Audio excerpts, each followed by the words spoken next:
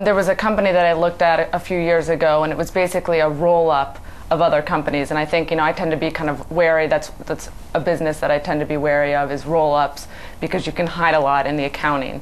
And there was a company that we looked at, and on every metric, it looked statistically cheap. It was trading at, around book value. It was trading at 7 times earnings. Had a strong balance sheet. But once you really started to dig into it and dig into the accounting of it, the numbers didn't make sense. And we had a lot of this came down to kind of how they were recognizing revenue.